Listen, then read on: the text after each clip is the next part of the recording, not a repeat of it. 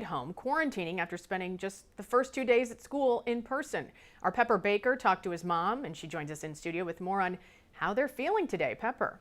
That's right. Jenny Baumann wasn't surprised that her son's school reported a positive case within the first week, given that at the time they had an optional mask policy. She says school leaders have now changed the requirements after sending his class home to quarantine.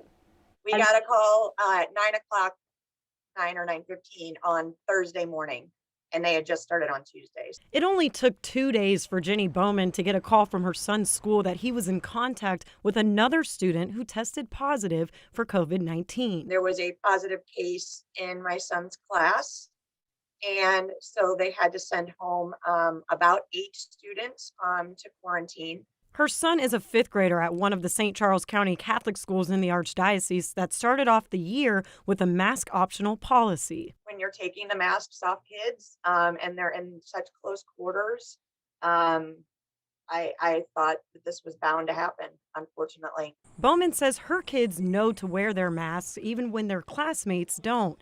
Pediatrician Dr. Molly Rosier with Cardinal Glennon Children's Hospital advises school leaders to make it a requirement. Of course, I would recommend that all school districts enforce a masking policy to keep kids safe.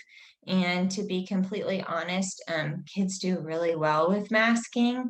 I think it bothers adults a little more than it does kids. Rosier says masking can prevent students from having to quarantine, posing challenges for students in isolation and parents having to monitor their students. We have seen an increase in depression and anxiety over the past year and a half for kids. As parents, it's a lot more challenging because, I'm upstairs working and, taking conference calls and doing everything I need to do.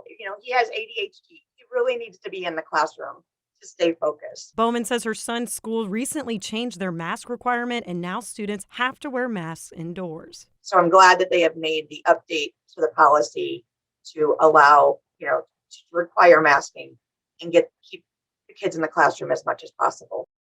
Baumann didn't want to disclose which school her son attends. The latest response from the Archdiocese still leaves the masking decisions up to each individual school. The White House